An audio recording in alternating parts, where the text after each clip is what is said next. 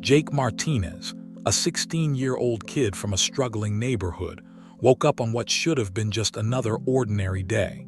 Something incredible was about to happen, something so wild, so jaw-dropping, it would turn his life upside down and leave the world stunned. This wasn't just a moment of courage. It was the greatest, most life-altering choice he'd ever make, and he didn't even know it yet.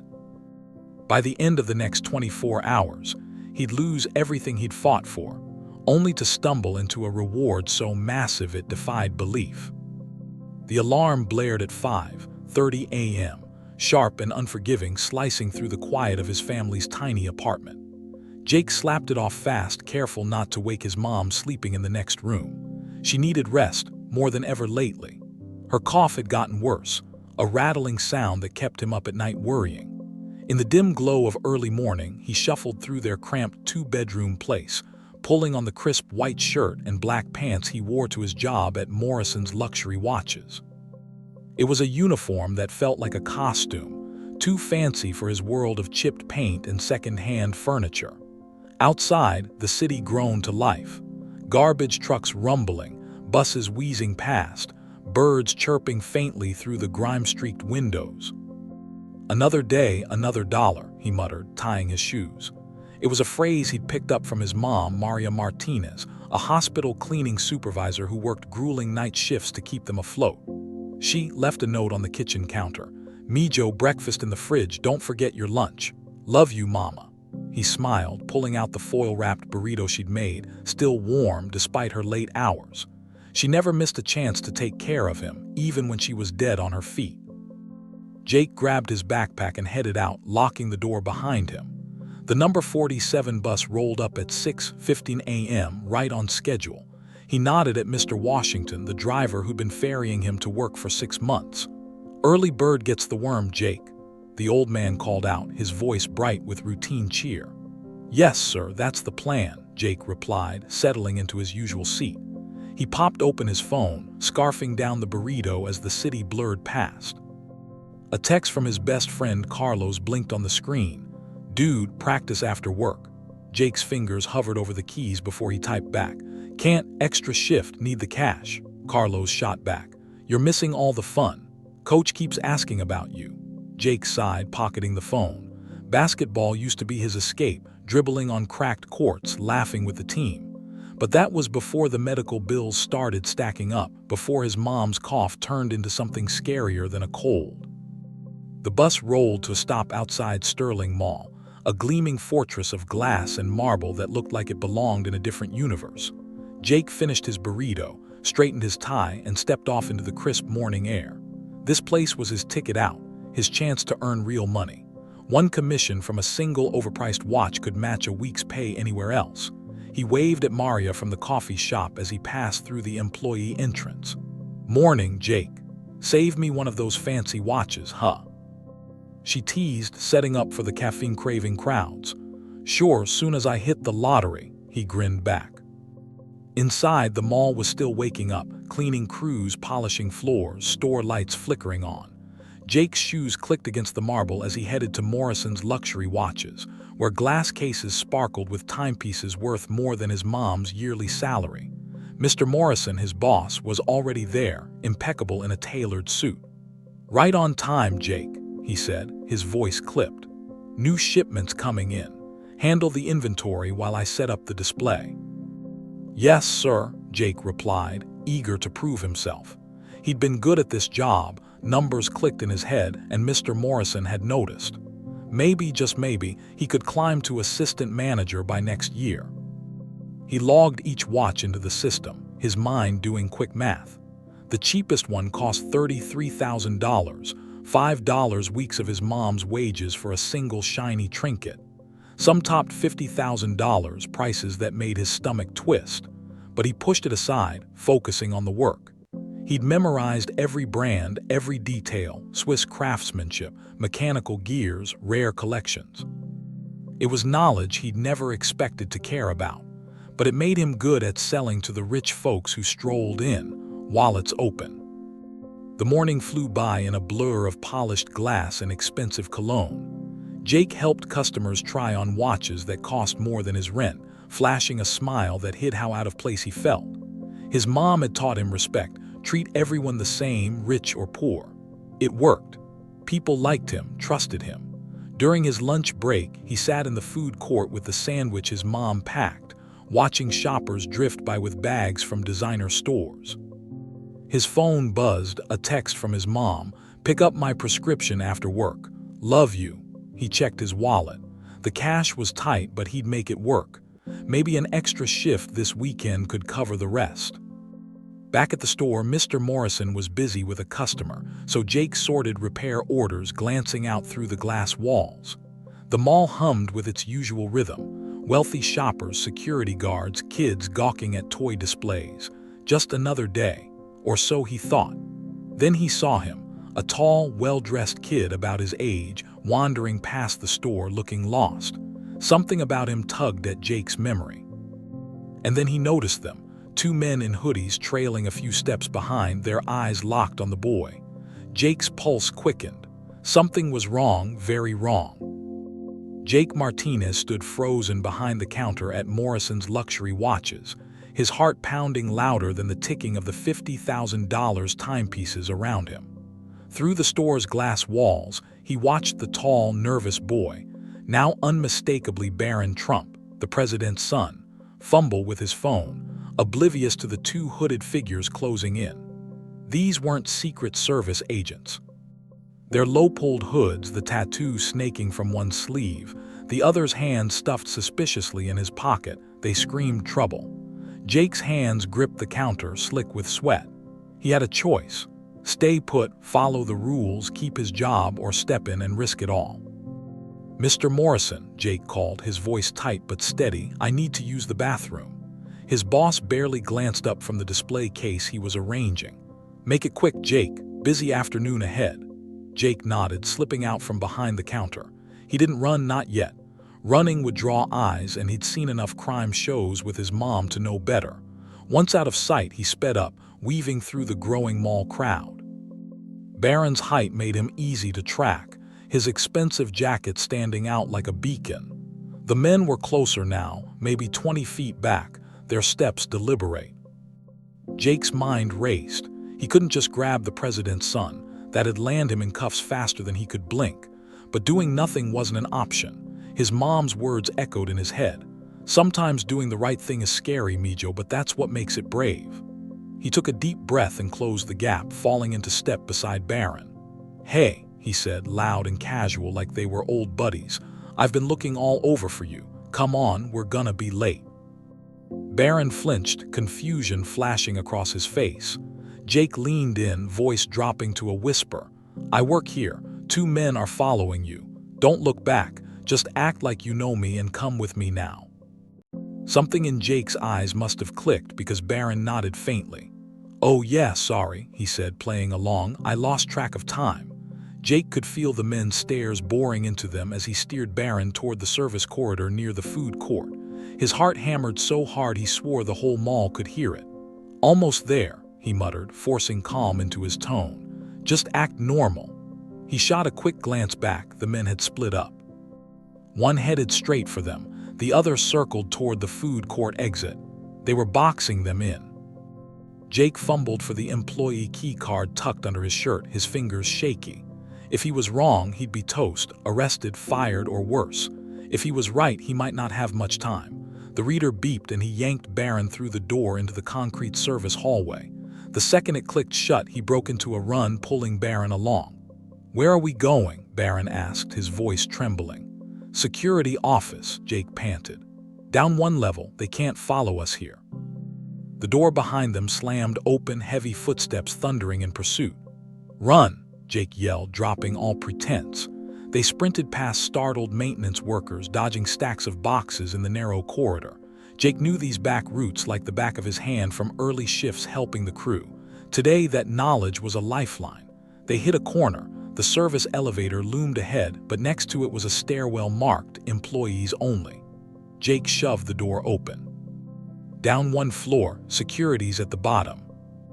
They stumbled down the stairs, taking 2 at a time. Jake's dress shoes skidded on the metal and he nearly fell. Barron grabbed his arm, steadying him.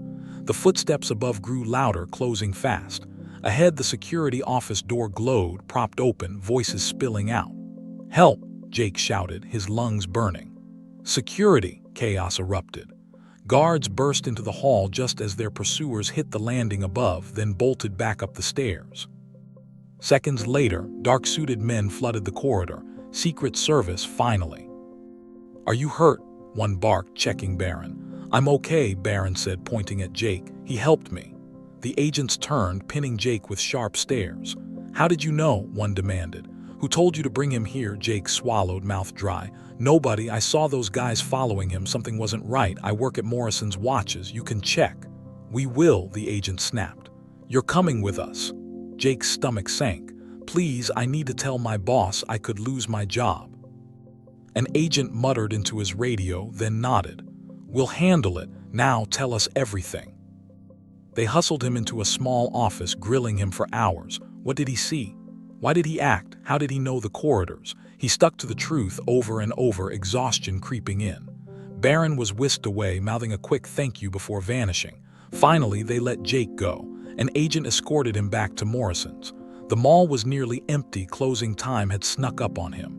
Mr. Morrison waited, his face a mask. "Jake," he said coldly, "my office. Now." The tiny back room felt suffocating. Mr. Morrison shut the door. "The Secret Service explained everything. They say you stopped something dangerous." Jake's hope flickered. Maybe he'd be okay. "But," Morrison continued, voice hardening, "you left the store unattended for 45 minutes. $2 million worth of merchandise unprotected. Policy is clear. No one leaves their post without coverage. No exceptions." "Sir, Jake started, but Morrison cut him off. "You could have called security. You could have stayed put. Instead, you broke the rules." He slid a termination form across the desk. "You're fired, effective immediately." Jake's world tilted. Fired. No job. No money for his mom's medicine, the bills, the rent. "Please, Mr. Morrison," he pleaded, voice cracking. "We need this job. It won't happen again." "My hands are tied," Morrison said, softer now. "Insurance wouldn't cover a theft. I can't risk my business. You'll get your last paycheck by mail. And Jake, I think you were brave. I'll give you a reference, just not here." The walk home was a blur. He'd missed his bus, too broke for a rideshare. His phone buzzed. His mom. "Did you get my prescription?" Panic clawed at him. The pharmacy was closed and his cash was gone. "Sorry, Mama, I'll get it tomorrow," he texted, hatting the lie. Their apartment building loomed ahead, gray and weary. Mrs. Rodriguez's enchiladas wafted through the hall, a smell that usually comforted him. Tonight it twisted his gut. He failed his mom, right when she needed him most. Jake Martinez trudged up the stairs to their third-floor apartment, each step heavier than the last. The day had started with hope, now it ended in ruin. He'd saved Barron Trump, risked everything, and what did it get him? Fired. No paycheck. No way to pay for his mom's medicine. The door creaked open, and there she was, his mom, sitting at their scratched kitchen table, still in her hospital uniform. She held a paper, tears streaming down her face. "Mama, what's wrong?" Jake dropped his backpack, rushing to her. She wiped her eyes quick, shoving the paper aside, but he glimpsed the hospital logo and a number with too many zeros. "It's nothing, Mijo," she lied, voice shaky. "Just work stuff." "Mama, please," he pressed, sitting beside her. She sighed, handing him the bill. "Insurance won't cover all the tests. The doctor says I need more." Jake's chest tightened. Thousands of dollars, money they didn't have. "We'll figure it out," he said, forcing confidence. "I'll get more shifts, maybe a raise." He stopped, the truth choking him. He had no job to bargain with. Her eyes narrowed. "Jake, what's wrong?" He couldn't hold it in. It spilled out, the suspicious men, Barron Trump, the chase, the Secret Service, and the firing. When he finished, the room was silent except for the hum of traffic outside.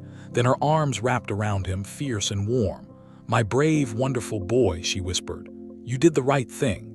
But the bills, your medicine. We'll figure it out," she said, chin lifting. "God never gives us more than we can handle." Jake wanted to believe her, but doubt gnawed at him. Then his phone rang, a blocked number. He hesitated, then answered. "Hello," a deep voice cut in. "Is this Jake Martinez?" "Yes, please hold." His mom frowned, mouthing, "Who is it?" Before he could guess, a familiar voice boomed through, one he'd heard on TV. "Young man, we need to talk about today at the mall." Jake nearly dropped the phone. James Cooper, head of the Secret Service. Yes, sir, he stammered. I'm sending a team to your location, Cooper said. 10 minutes. We've got sensitive information. Stay put. Am I in trouble? Jake asked, voice small. A pause. No, son, but what you saw, it's bigger than you know. The line went dead. Secret Service. His mom yelped, jumping up. Here, the place is a mess. Jake almost laughed despite the nerves. 10 minutes later, a sharp knock. 3 agents, Chen, Rodriguez, and Taylor, stood at the door, badges gleaming. Mrs. Martinez, Agent Rodriguez said gently. Can we speak to Jake privately? She squared her shoulders. He's 16. Anything you say to me too. They nodded, filing into the cramped living room. Agent Chen flipped open a laptop. Jake, here's mall footage. Confirm what you saw. The screen flicked through angles. Jake approaching Barron, the chase, the hooded men, then photos.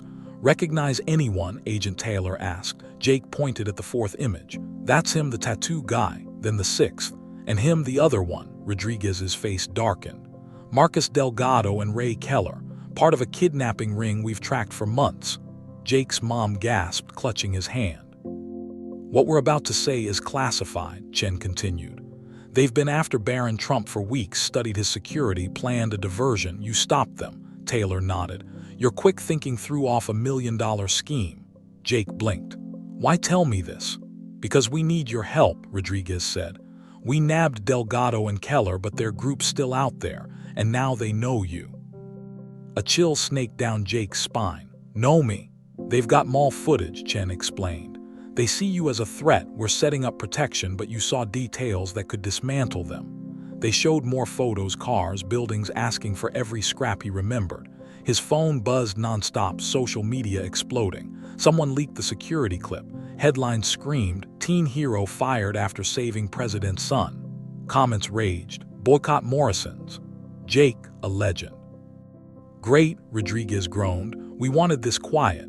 We'll handle the press, Chen said. Focus on safety. They stayed hours installing locks, handing out secure phones with emergency lines. By midnight, they left. Jake's mom looked pale, coughing again. Mama, rest, he urged. I'm staying home tomorrow, she insisted. Your safety comes first. Jake lay awake, mind reeling. Kidnappers, Secret Service, viral fame, it was unreal. His new phone buzzed, another unknown caller. Hello, a woman's voice. Jake, I'm Sarah Mitchell, Washington Post. We're running a story. He hung up per orders, but it kept ringing. At 3 a.m., a text on his old phone, you should have minded your business. His blood froze. He screenshot it, sent it to Rodriguez. Minutes later, the agent called. Burner phone, we're on it. You okay? Yeah, Jake lied, voice thin. Check social media, Rodriguez said. It's gone viral, we'll talk tomorrow. Jake opened Instagram, thousands of followers, millions of shares. Jake the hero trended, articles piled up, fired teen saves Barron Trump. His basketball picks, old awards people had dug deep. Morning came with pounding on the door. Agent Taylor, a voice called. The 3 agents stormed in. Reporters are outside, Chen said. You're trending everywhere. The TV blared their building on the news, neighbors gushing about the hero in 3C. Morrison is tanking online, Taylor added, showing 1-star Yelp reviews. I don't want this, Jake said. Can't you stop it? Too late, Rodriguez replied, but we'll manage it. Safety first, the media makes you a bigger target. His mom's phone rang, her boss. Maria, your son's a hero, take paid leave. The hospital's covering your bills, bad PR otherwise. She hung up, stunned. They're helping, she whispered. Then Taylor's phone buzzed. White House statement thanking Jake, slamming Morrison's, and your boss wants you back, promotion raise. No way, Jake snapped. Not after he dumped me. Chaos grew, car offers, scholarships, sponsorships. His mom coughed harder. Mama, your medicine, I'll get it, Rodriguez cut in, taking the prescription. By noon, their apartment was a fortress, agents outside, security tight. Then Chen's phone lit up. We traced that threat. Warehouse in Maryland, their base. Jake's mom grabbed his arm, staring at a photo. Mijo, that man, Jake froze. In the warehouse shot, half hidden, was a face he knew. Someone from the mall. Someone who just fired him, Mr. Morrison. Jake Martinez sat in his family's small apartment. the air thick with disbelief as he stared at the surveillance photo on Agent Chen's laptop. The grainy image from the Maryland warehouse showed a man lurking near a truck, Mr. Morrison, his former boss at Morrison's Luxury Watches. The same man who'd fired him hours ago without a flicker of remorse, now tied to a criminal plot that had nearly snagged Barron Trump. The realization hit Jake like a freight train. His job, his trust, his hard work, all of it had been a pawn in a bigger, darker game. The room buzzed with urgency. Agents Chen, Rodriguez, and Taylor huddled around the screen, their faces grim. Jake's mom gripped his arm, her breathing shallow from the shock. She'd seen it too. There was no mistaking that perfectly pressed suit, that smug posture. The man who'd crushed Jake's lifeline was no mere store owner. He was a predator hiding behind glass cases of overpriced watches. Outside, the city hummed on, oblivious. Mrs. Rodriguez's TV droning through the thin walls, car horns faintly honking. But inside, everything had shifted. Jake wasn't just a fired teen anymore. He was a target. Agent Rodriguez broke the silence, his voice low and steady. The warehouse was the nerve center of the kidnapping ring, a hub they'd been chasing for months. Jake's quick thinking at the mall had rattled the operation, exposing cracks they hadn't seen before. But now, the enemy knew his face, his name, thanks to the leaked security footage and the viral storm it unleashed. Social media was a double-edged sword. Millions praised him as a hero, but it painted a bullseye on his back. The threatening text from last night, "You should have minded your business," wasn't a fluke, it was a promise. Jake's phone wouldn't stop buzzing. Reporters, old classmates, even a car dealership offering him a free ride despite his lack of a license. The White House had chimed in, their press secretary blasting Morrison for axing him, praising his bravery. Online, the watch store's reputation was crumbling. Yelp reviews tanked. Hashtags like Boycott Morrison's trended, and furious posts demanded justice. Mr. Morrison had even called, offering Jake his job back with a raise, as if money could erase the betrayal. Jake didn't bite. He'd seen the man's true colors, and they weren't polished or pristine. His mom's cough broke through the chaos, weaker now but persistent. Agent Rodriguez stepped in, promising to handle her prescription. The hospital had already called, her supervisor stunned by Jake's fame, offering paid leave and help with the crushing medical bills. It was a lifeline, but it didn't erase the fear in her eyes as she watched the agents fortify their home. New locks gleamed on the door, secure phones sat on the table, and instructions piled up. Very routines: avoid crowds, report anything odd. Jake's head spun. Yesterday, he'd been a kid selling watches. Now he was locked in a real-life thriller, and the stakes were climbing. Agent Chen's phone lit up with an alert, her fingers flying across the keyboard. The threatening text had traced back to that Maryland warehouse, a lead they could finally sink their teeth into. Jake's detailed memory of the hooded men, tattoo patterns, pocketed hands, matched files on Marcus Delgado and Ray Keller, mid-level grunts in a sprawling criminal web. But Mr. Morrison's face in that photo tied it all together. The watch store wasn't just a front. It was a goldmine for intel on rich families, a perfect cover for targeting kids like Barron. Jake's stomach twisted. He'd been feeding Morrison customer details for months, thinking it was sales training. The agents shifted gears, pulling Jake deeper into the investigation. They needed every scrap he could recall: mall layouts, employee habits, anything that might pinpoint the group's next move. His mom hovered close, her protective grip tightening as the hours ticked by. Outside, the media frenzy grew. Reporters camped at the building's base, neighbors spilling stories about the hero, and 3C Jake's Instagram swelled with followers. His old basketball pics and honor roll mentions plastered across news sites. Teen hero fired for saving president's son. Headlines fueled outrage, but they also lit a fuse. The more famous he got, the more exposed he became. Night settled over the apartment, the city's glow seeping through cracked blinds. Jake's mom looked paler, her energy drained by stress and sickness. He urged her to rest, but she refused, unwilling to leave his side after the agent's warnings. He lay in bed, staring at the ceiling, replaying the day's insanity. Kidnappers, Secret Service, a boss-turned-villain. Sleep wouldn't come. His new secure phone sat silent, a lifeline to safety or a countdown to trouble. Then it happened. A deafening crash shattered the quiet, glass breaking, car alarms screaming, voices shouting below. Agent Taylor bolted to the window, her hand on her weapon. "Multiple armed suspects approaching," she barked. "This isn't random, they're here for Jake." The power cut out, plunging the apartment into darkness. Jake's heart slammed against his ribs as his mom gasped beside him. Footsteps pounded up the stairs, heavy and fast. His secure phone glowed with a message. "Time to finish what we started at the mall." Agent Rodriguez shoved them toward the back wall. "Get down," he ordered, his gun drawn. Agent Chen yanked open the fire escape window, her voice sharp. "Taylor, get them out, we'll hold here." Taylor grabbed Jake and his mom, ushering them onto the rickety metal platform. The building shook with the force of the front door splintering, gunshots cracked through the dark. Jake's mom stifled a scream as Taylor pushed them forward. "Down, fast as you can." The fire escape groaned under their weight, cold air biting their faces. Jake steadied his mom, her breaths ragged from fear and exertion. 3 floors felt like 30, each step a gamble as the chaos above echoed down. Halfway to the ground, a blinding light flared below. A helicopter roared into view, its spotlight pinning them in place. Jake braced for the worst until he saw the letters FBI.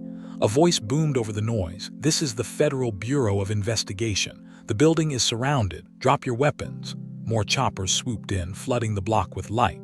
SWAT teams swarmed below, rifles trained upward. "Keep moving," Taylor urged, her grip firm.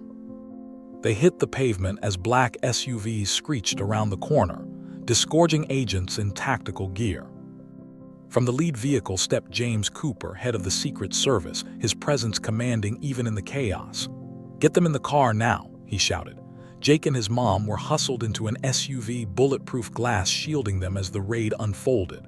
Through the tinted windows, Jake watched the FBI storm the building, flashes of gunfire lighting the night. Cooper climbed in front, his voice steady. "You're both okay?" Jake nodded, clutching his mom's trembling hand. "Where are we going?" he asked. "Somewhere safe," Cooper replied, "and somewhere with answers." The convoy peeled out, leaving the danger behind, but the questions burned hotter than ever. Jake Martinez clung to his mom's hand as the Secret Service convoy roared through the night, tires humming on asphalt. The city lights blurred past, a dizzying smear against the bulletproof windows. Just hours ago, armed men had stormed their apartment, gunshots ringing in their ears. Now they were speeding away from the chaos, James Cooper's calm authority anchoring the SUV's tense silence. Jake's mind churned. Mr. Morrison, his smug ex-boss, wasn't just a jerk with a clipboard. He was the puppet master of a criminal empire, and Jake had accidentally yanked the strings loose.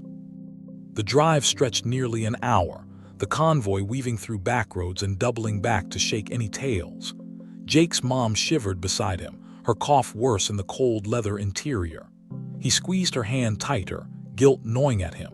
She'd been dragged into this because of him, because he'd chosen to help Barron Trump instead of staying safe behind the counter. Finally, they turned into a run-down warehouse district, the kind of place that looked abandoned to anyone passing by. But as they rolled through a hidden gate, Jake's jaw dropped. Inside was no crumbling ruin. It was a high-tech fortress, screens glowing, agents bustling, a nerve center straight out of a spy flick. Cooper led them through security checks, scanners beeping as they passed. "Welcome to one of our safe houses," he said, guiding them into a room with plush couches and a stocked kitchen. Medical staff swooped in, checking Jake's mom's vitals, offering blankets and water. She waved them off weakly, insisting she was fine, but Jake saw the exhaustion in her eyes. Agents briefed them as the medics worked. The raid on their building had been a success. The attackers, grunts from Morrison's crew, were in custody, and the operation's backbone was cracking. Jake's interference at the mall had sparked the collapse, and tonight's assault was their desperate counterpunch. Then came the bombshell. Morrison's luxury watches wasn't just a store, it was a front. The gleaming timepieces were real, but they masked a dirtier trade, laundering cash from high-stakes kidnappings. Morrison used his perch to scout wealthy families, cataloging their habits through casual chats with employees like Jake. Every detail Jake had memorized, customer names, preferences, schedules, had fueled the scheme. He thought he was climbing the ladder. Instead, he'd been a cog in a machine targeting kids like Barron. The betrayal stung deeper than the firing itself. Cooper paced as he explained, his tone clipped but respectful. The Secret Service and FBI had tracked this ring for months, but Morrison was slippery, always one step removed from the crimes. Jake's actions had forced his hand. Firing Jake so fast after the mall incident raised red flags, drawing eyes to the store. When the media blew up and Morrison's crew panicked, they'd exposed their whole network trying to silence Jake. Tonight's raid was the payoff. Dozens arrested, including the ringleader himself. Mr. Morrison, caught fleeing the warehouse with a duffel of cash and fake passports. Jake's mom listened, her face a mix of pride and fear. She raised him to do right, but this was beyond anything she'd imagined. The safe house hummed around them, screens flashing surveillance feeds, agents barking orders. Then the door swung open and Jake stood instinctively, his mom's gasp echoing his shock. President Trump strode in, flanked by Barron and Melania. The room seemed to shrink under their presence. The president extended a hand, his grip firm.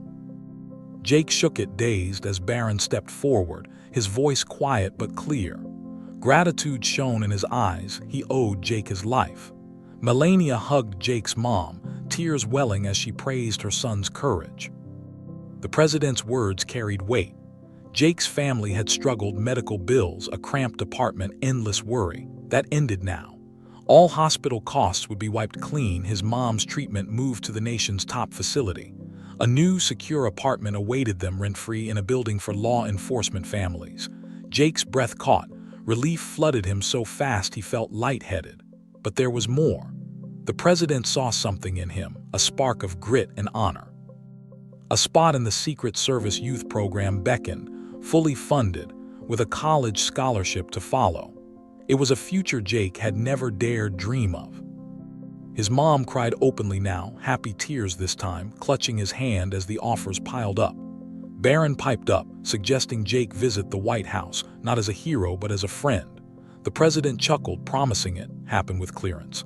Jake's head spun. Yesterday he'd been counting pennies for medicine. Now he was shaking hands with the leader of the free world. But a question lingered, prickling at him. How had they known the attack was coming? How had the FBI and Secret Service timed it so perfectly? Cooper fielded that one, his eyes flicking to the president. An anonymous tip had come hours earlier from someone deep inside Morrison's ring, someone who'd fed intel for years without breaking cover. They couldn't stop them all kidnapping themselves, but they'd set the stage for tonight's trap. Jake frowned, piecing it together. The door opened again, and a familiar figure stepped in.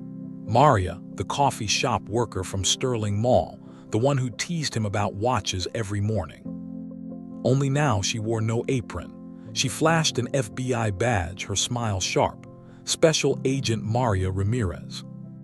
Jake's mouth fell open.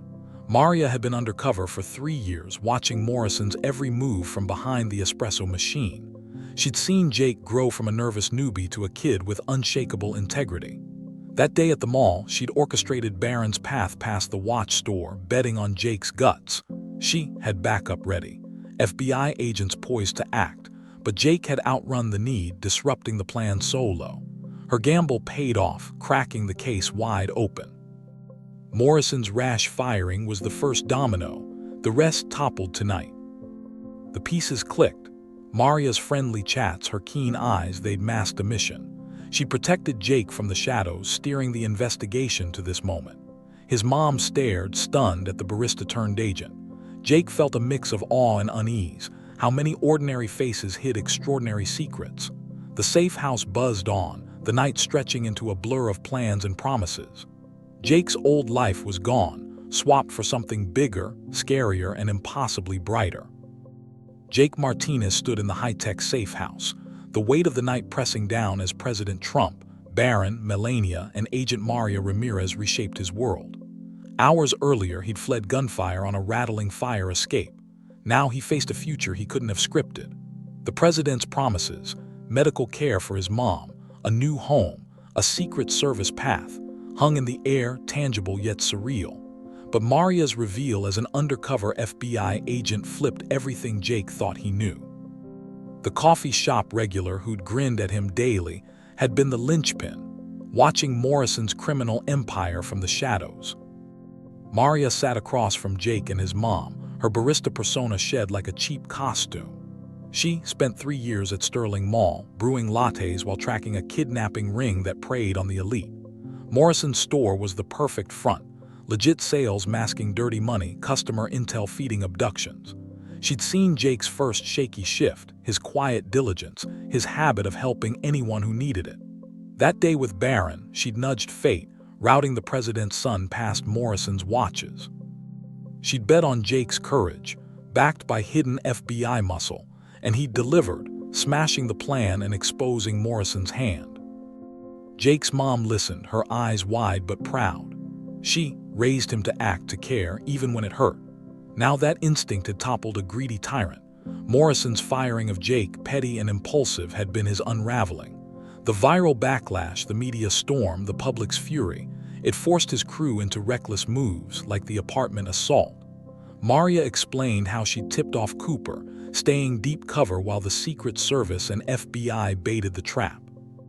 Jake's bravery wasn't just a fluke, it was the spark that lit the fuse. President Trump leaned in, his presence filling the room. He'd watched the footage, Jake sprint through the mall, his split-second choice, and saw more than a kid. He offered Jake a choice, Secret Service or FBI, both with scholarships waiting. Jake hesitated, glancing at his mom. Could he handle that life, danger, duty, secrets? "Take your time," the president said, clapping his shoulder. "You've earned it." Barron chimed in, shy but earnest, asking if Jake could hang out at the White House. Melania smiled, promising his mom support beyond bills, a community, a fresh start. The safe house buzzed with wrap-up. Agents confirmed Morrison's arrest, caught at the warehouse, sweating in his suit, clutching evidence he couldn't ditch. His empire crumbled, lieutenants nabbed, assets seized, the watch store shuttered. Online, the humiliation peaked. Greedy boss fired, hero now behind bars, splashed across headlines. Yelp drowned in one-star reviews, protesters picketed the mall. Jake's name soared, Jake the hero, a global chant, while Morrison sank into infamy. The teen he'd discarded had buried him. Jake and his mom were whisked away as dawn broke, the convoy rolling to their new home. The secure building gleamed, modern, guarded, a far cry from their old gray box.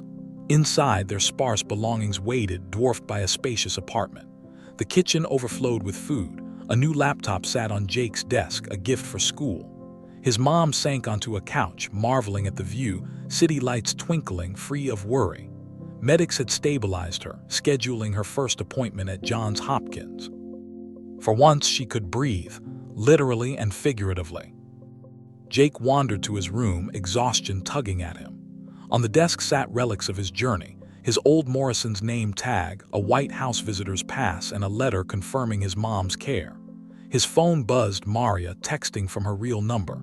She'd seen him that first day, holding a door for an elderly shopper no one else noticed. That's when she'd known he wasn't just another kid. He cared deeply, instinctively. The FBI wanted him, she wrote, but only when he was ready. For now, he should be 16, play basketball, chase dreams live. He smiled, glancing out at the Capitol's glow. Morrison rotted in a cell, his greed undone by a teen he'd underestimated. Maria was out there, hunting the next monster. Tomorrow, Jake would go back to school, not as a broke kid, but as someone who changed lives. His mom appeared in the doorway, standing taller, her cough quieter. "Mijo, I'm so proud," she said softly. He hugged her, feeling the weight lift. They'd survived, more than that, they'd won. The next morning, Jake woke to sunlight streaming through clean windows, no cracked blinds, no peeling paint. His mom hummed in the kitchen, cooking breakfast with ingredients they hadn't scrimped for. His phone lit up, Carlos, begging him to hit the court after class. Jake grinned, texting back, "I'm in." Basketball felt possible again, a piece of normal stitched back into his life. The secure phone stayed silent, No threats, no agents, just calm. School was a whirlwind.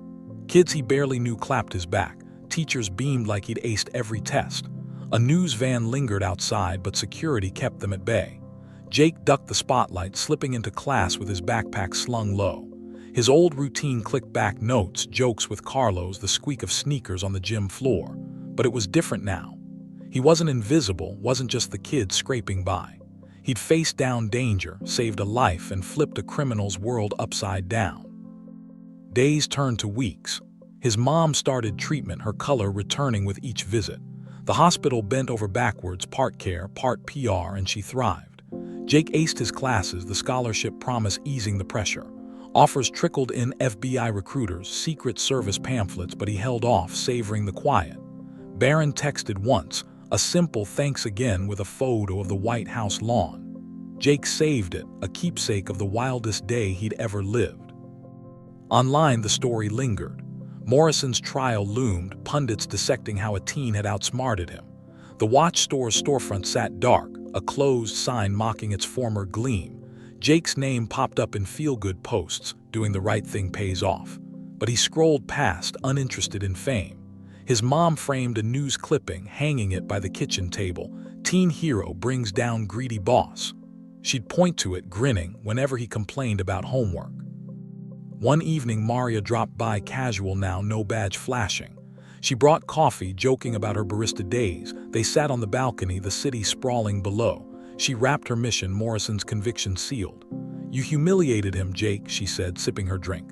"Not with fists or guns, with guts. He thought he could toss you aside. You proved him wrong." Jake shrugged, still processing. "I just wanted to help." "That's why you're special," she replied. "Most don't." She left him with a card, FBI contact info, and a nod. "Whenever you're ready." He tucked it away, watching her go. The night was cool, stars piercing the sky. His mom joined him, wrapping an arm around his shoulders. They'd lost a job, a home, a sense of safety, but gained so much more. Morrison's greed had built an empire. Jake's choice tore it down. The scandal faded, but the lesson stuck. One small act could ripple forever. Months later, Jake stood on a court, ball in hand, Carlos yelling trash talk. He dribbled, shot, watched it swish, normal, perfect. His mom waved from the bleachers, healthy and whole. Somewhere, Morrison stewed in a cell, humiliated by the kid he'd fired. Jake smiled, letting the game take over. He'd faced the worst and come out stronger. The world had watched him rise, and it wouldn't forget. If you enjoyed this story, check out another video with an even more amazing tale. There's always something exciting waiting for you on our channel. And don't forget, more wonderful stories are coming soon. Hit the subscribe button so you won't miss out on any of our upcoming adventures.